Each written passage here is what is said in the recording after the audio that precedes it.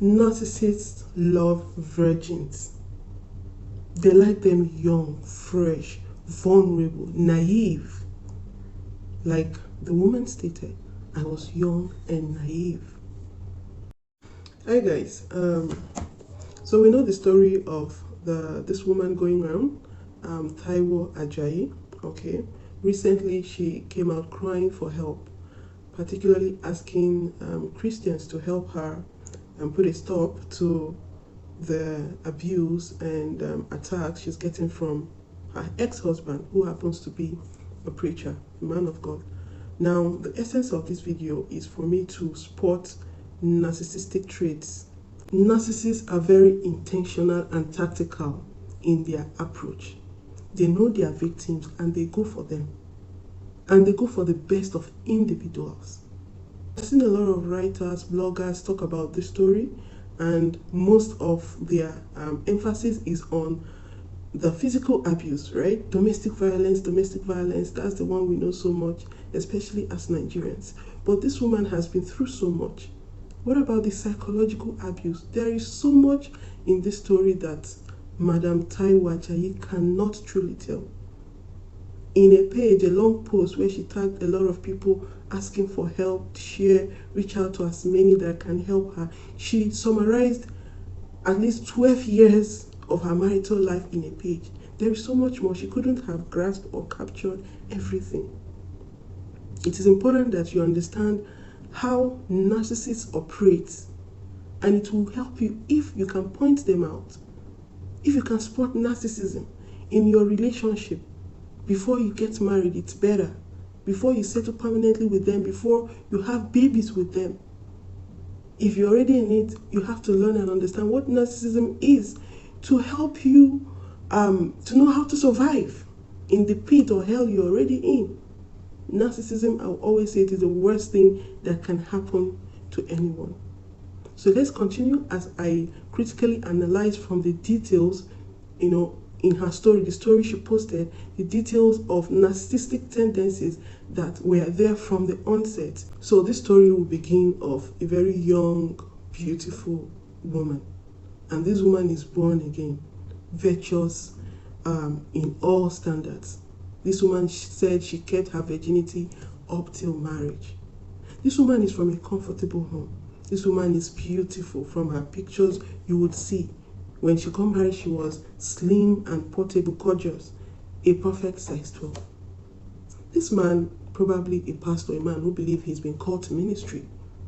We are not sure if he was a pastor at the time he married her, but probably a young man vying to have his place in ministry. What some of these men in ministry do is to look for women with financial stability.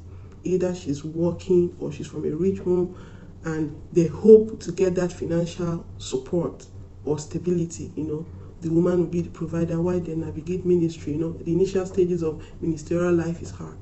So this man found his victim in this young, beautiful woman. Now, getting to the point where she mentions that he married her a virgin and that he forcefully defied her during their honeymoon while they were away in Egypt. Let's talk about that. Narcissists love virgins. They like them young, fresh, vulnerable, naive. Like the woman stated, I was young and naive. They like virgins because they are a clean slate. They need people they can indoctrinate. They need people they can teach, they can coach. Whatever they tell them is right, they have to run with it. And the moment you grow up to knowing that the things he is training or indoctrinating you to believe are false, the moment you confront this narcissist, you are gone. Because they will torment your life forever. Whatever they tell you is right, especially Christianity. I'm sure he would constantly, make her feel bad based on the scriptures. You're not being submissive, you're not doing this, you're not doing that, you should respect your husband. He would want to shut her down completely. They like vulnerable people. They don't like people who know more than they themselves. You never ever show yourself before a narcissist. Your intelligence, you have to be dumb and numb before them. So as the relationship progresses, this man would begin to beat this woman. He would abuse her physically, even while she was pregnant, even while she's holding on to a child. Both physical and psychological abuse, like calling her fat. They will beat their victims when the victims cannot stand up to them. And being this is a Christian or born again situation, this woman would want to protect the image of her husband. This woman would never want a broken home. I mean, there are people that if you beat, they go out there, they show themselves. But for a woman from a decent home, her family image is at stake. Her reputation as a Christian woman, or even for him as a man of God, he knows that this person has conscience, and she would want to cover up as much as she can. Later in the relationship, this woman would experience a lot of cheating. I have said it over and over again. Narcissists are super promiscuous, and they will go any length. They go even below their level. This man in question was sleeping with a housemate in her home. I'm sure it's not just one housemate. She would catch him with one housemate and send that one away. She would bring another one. Before you know it, he's into that one again. She sends the maid away. And of course, around being a man of God, he will be going into different women, thereby humiliating her. It's not enough for what he is doing to her inside, but her public image would be tainted by her abuser. Of course, after the narcissist is established, the next he will do would be to disarm his victim. Narcissists, once they are settled, they don't want their partner empowered. They don't want their victim having the freedom to move, having the freedom to be able to afford the basic things of life. This woman recorded that at some point the abuse was affecting her ability to do her job. She would lose job, she would lose her sources of earning. At some point she decided to leave and relocate to Canada. This man will come to Canada and will frustrate her life around there. That is very important to a narcissist, keeping their public image together. Keeping his public image as a pastor is very important to the narcissist. Of course, separating. People around will ask him, where is your wife? What's going on? It's not good for him as a pastor to be divorced. And that is why he would fight to bring her back against her will. He would use all means to get her back, including having people turn her emotionally and mentally. You will go to hell for divorcing your husband. Divorce is not allowed in Christianity. A lot of things just to make her come back. Why does he want her back? It is just to keep that public image. A pastor of his standing doesn't want to be divorced because of the reputation, the character he has built. And that is important for a narcissist. His public image. Narcissistic men will divorce and they want to keep it a secret because of one ambition or the other. What will people say? Do you know how that will affect how people see me? They don't care about their partner. They never have cared about their partner from the onset. It's about fitting into the perfect profile for them. So this woman moving away from the marriage would frustrate that ego, that reputation that he has built. That is why he wants her back by all means. But unfortunately, there is no running away from a narcissist. Once you're permanently tied with them, you're stuck forever. They will haunt you. They will do anything to frustrate you. You can never win a war with a narcissist. It's almost like a permanent damage done to their victims. He will frustrate the court processes. He will try to get to her through the kids.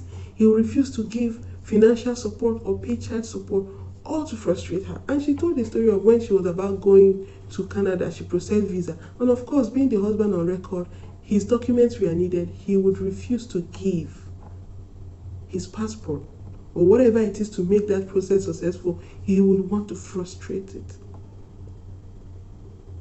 This woman has been through so much. This woman has been through so much. It is quite sad that in the Nigerian society, we are only conscious of physical abuse. Did he beat you? See, there are punishments, there are kinds of abuse that are worse than physical abuse. The damage to her life permanently, the damage to her career, how this man will affect her relationship with her children. There is so much. There is so much.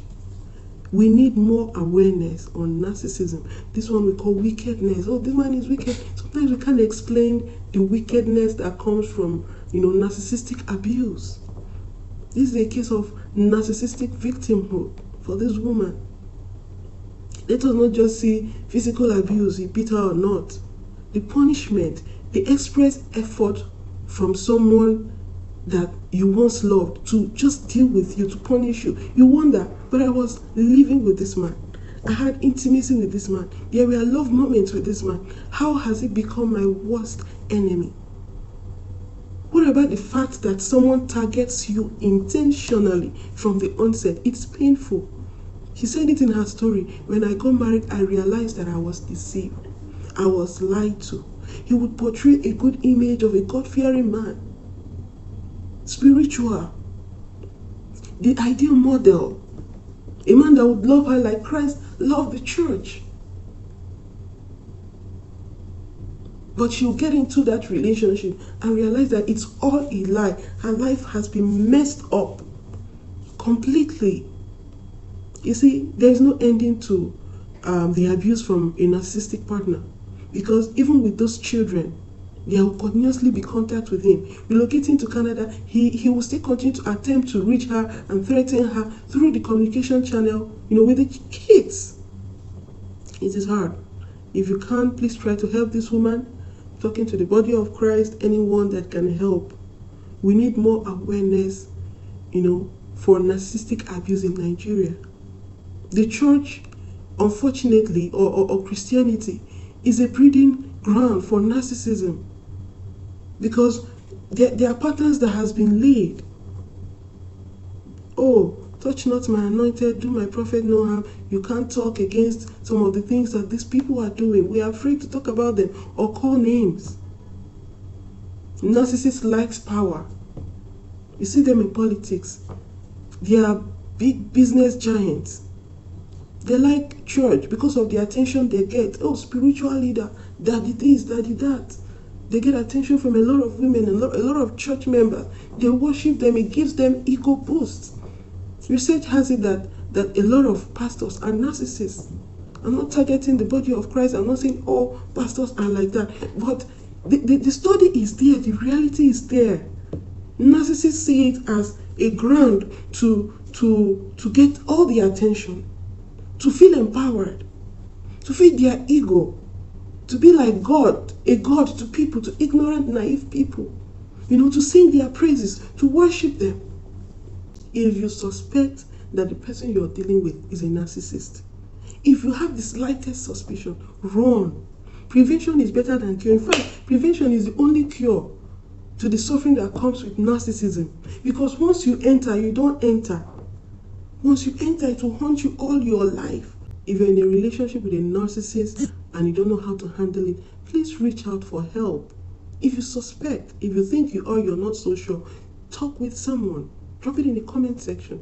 Someone can guide you to help you not to make the mistake of ruining your life by going into a relationship, a marriage, or having kids, being a baby mama, baby daddy with a narcissist.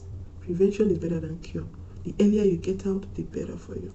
Cheers, take care.